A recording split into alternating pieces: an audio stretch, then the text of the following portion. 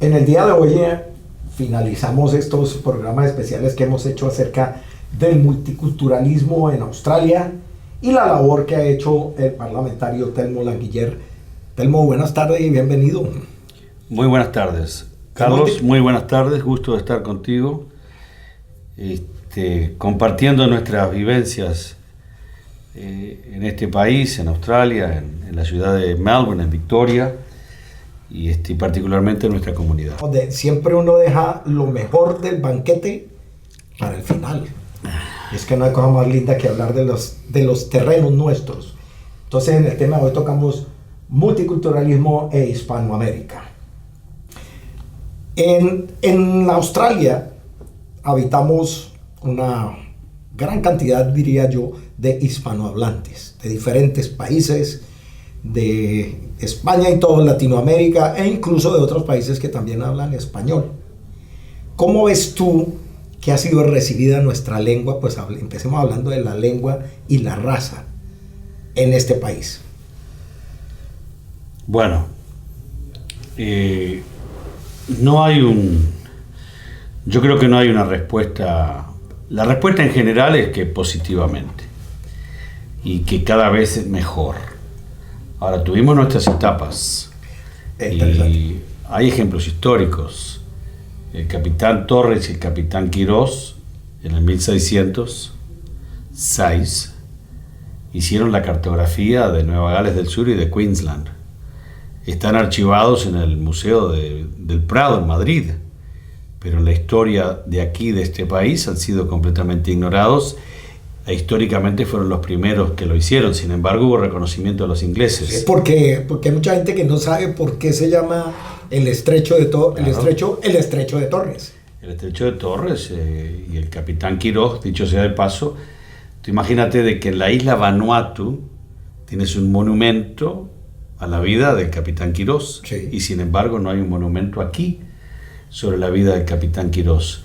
Entonces yo creo que eso te dice algo, y ahí es donde gente como por ejemplo el ex cónsul general de España, el brillante Federico Palomera, hizo un enorme trabajo en resaltar estos eventos históricos, y nosotros, por supuesto, aprendiendo de él, sí, utilizamos esa información, ese importante contenido histórico para resaltarlo en un foro muy importante como es el Parlamento. Sí. Y las celebraciones alrededor del 1606, en el 2006 aquí, etc. También en la primera llegada, en la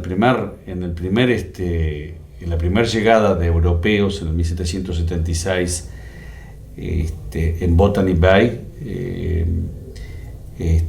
ahí había supuestamente también gente de habla hispana, inclusive potencialmente una catalana que vivía en Londres de nombre Adelaida y no Adelaide, sí, digno de hacer una gran investigación por algún joven investigador hispanoamericano, en fin, que pueda querer trabajar y darle seguimiento a estas cosas. Sí.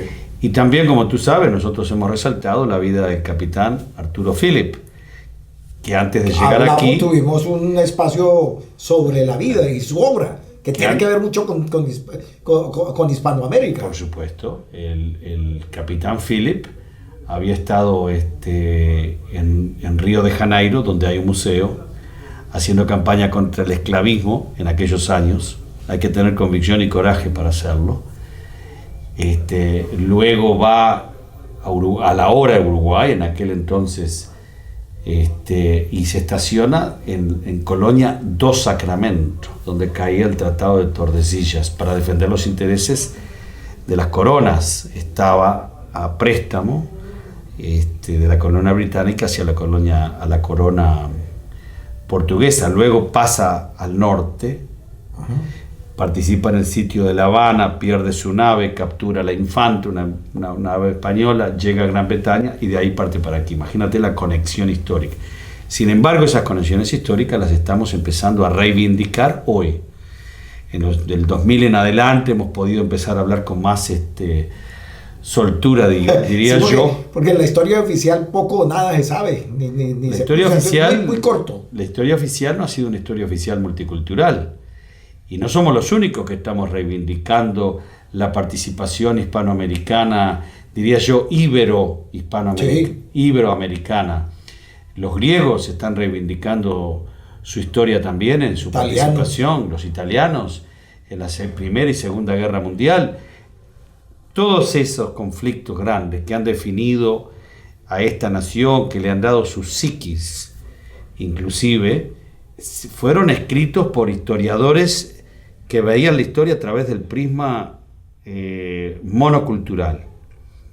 No reconocían a los pueblos originarios en las participaciones de la Primera, la Segunda Guerra Mundial, la de Corea, en fin, todos los conflictos que hemos estado involucrados, y tampoco han reconocido la participación multicultural y multilingüística en todo esto. Y hemos sido nosotros y las diferentes culturas que hemos empezado a hacer reconocimiento y tratando y luchando para que estas cosas se reivindiquen.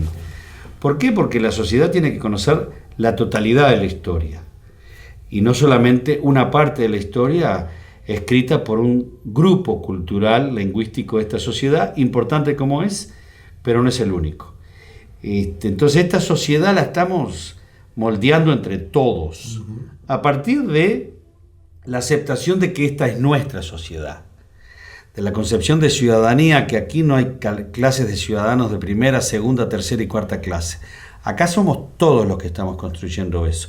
Y todas estas dimensiones son importantes. Después vino la migración española de algunos españoles que se ubicaron por acá en regiones como Brighton, en Victoria, y luego ya vendrían a veces lo que yo considero como éxodos, debido a las condiciones políticas. Vamos un poco más recientemente lo que ocurrió con Chile, con tu país, con Uruguay. Hablemos históricamente a vuelo de pájaro, sin dejar de restarle importancia a cómo llegaron esos grandes, esa comunidad latinoamericana aquí a Australia. Bueno, nuestro conocimiento de esta situación, anecdótico como acostumbramos a decir, más establecido en el sentido empírico de investigación por la investigadora y destacada Rafaela López, sí, que ha aportado enormemente a nuestra comunidad. Pero nuestra experiencia, obviamente, de la época de la Guerra Civil Española, sí, vinieron una enorme cantidad de refugiados. Es decir, el franquismo tuvo su enorme precio y aquí también llegaron refugiados de ese gran conflicto. Después llegan los latinoamericanos o llegamos la gente del sur, especialmente a partir del golpe de Estado el 27 de junio del 73 en Uruguay, del 11 de septiembre en Chile, desde el inicio de la Guerra Sucia en la Argentina, todo el año, desde el año 76 particularmente en adelante. Entonces llegan grandes comunidades como resultado de esas situaciones en esos países, y luego por supuesto los centroamericanos. Salvador, otro conflicto. Un gran conflicto, inclusive algunos nicaragüenses durante la guerra, el conflicto entre la Contra y el movimiento sandinista, en fin. A partir de eso tenemos grandes comunidades y por lo tanto y ahora están llegando otros grupos de nacionalidades y de grupos, vienen a estudiar. Tenemos 200.000 personas hispanohablantes como mi generación o la tuya, sin contabilizar que tenemos hijos y nietos. Y luego, aparte de eso, tenemos un número creciente, importante de estudiantes de América Latina que vienen aquí. Solamente de tu país tenemos 5.000.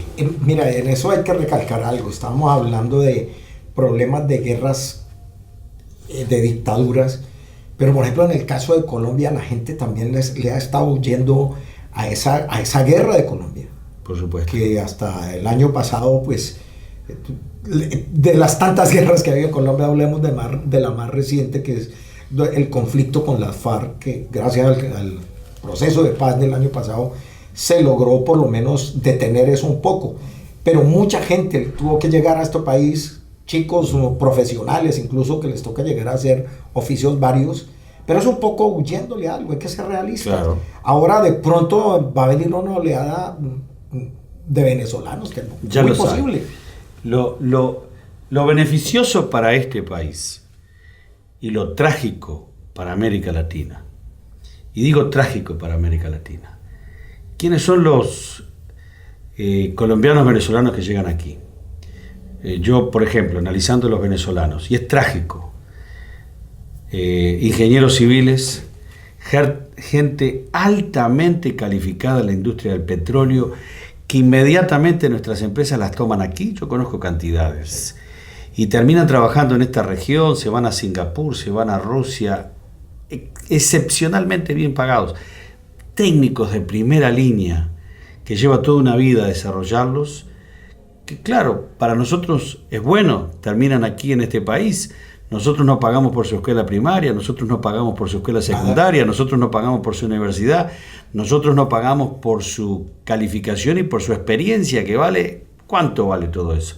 Y entran y al otro día que llegan al aeropuerto tienen trabajos altamente calificados, haciendo valor agregado a nuestras industrias. Para nosotros es fantástico, país primermundista. Para este país es extraordinario, son súper bien recibidos. Pero cuánta pérdida es para otros países. De Colombia pasa lo mismo. Pero también hay una cosa, Telmo, ahora que toca ese tema. Hay un problema, es decir, es terrible que hay mucha gente que ya viene, son adultos.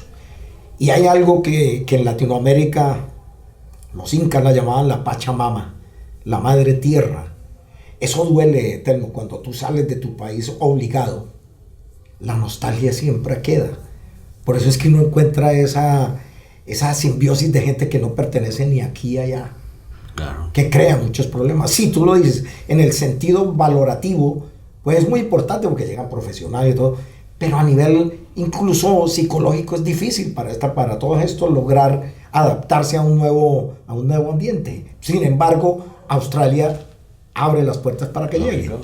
No, hay infinitos casos de individuos increíblemente bien calificados. Tú fíjate, por ejemplo, el Centro de Agribusiness, el Centro de Investigación Biológica, Genética y Genómica de la Universidad de La Trobe, el Centro de Investigación aplicado a la salud de la planta y del animal más desarrollado del hemisferio sur.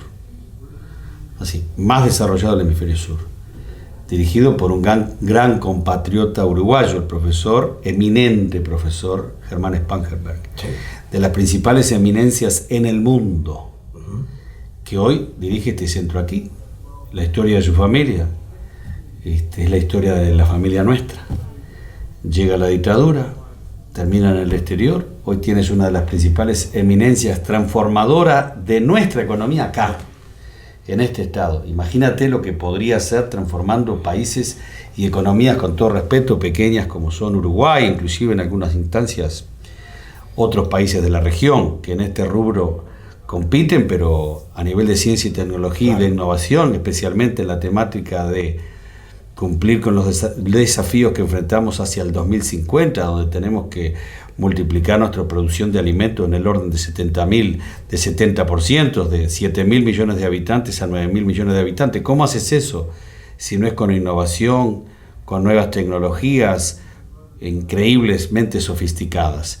Y eso que se encuentra aquí está al servicio de este país, pero son pérdidas que han habido para el continente latinoamericano. Por suerte ahora estamos trabajando en la dirección de tratar de complementar y de conciliar estos intereses, y ojalá que podamos seguir haciendo transferencia de conocimiento. Pero es tan grande la brecha que existe entre unos y otros países, particularmente en el sentido de innovación y tecnología, por el extraordinario costo. Sí. Yo hoy a la mañana entré a un laboratorio y me decía el director del laboratorio de Monash, aplicado a temas de innovación precisamente, y decía, aquella máquina cuesta 15 millones, esta máquina cuesta 7, esta máquina costó 32, y dice, pero ya el año que viene son máquinas viejas para investigación.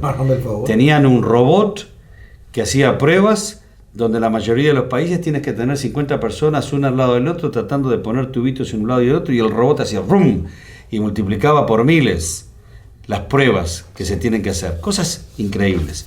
Entonces yo creo que este país ha sido beneficiado enormemente por las olas migratorias desde toda la península ibérica, particularmente España, de América Latina, enormemente. Somos parte de esta historia ahora.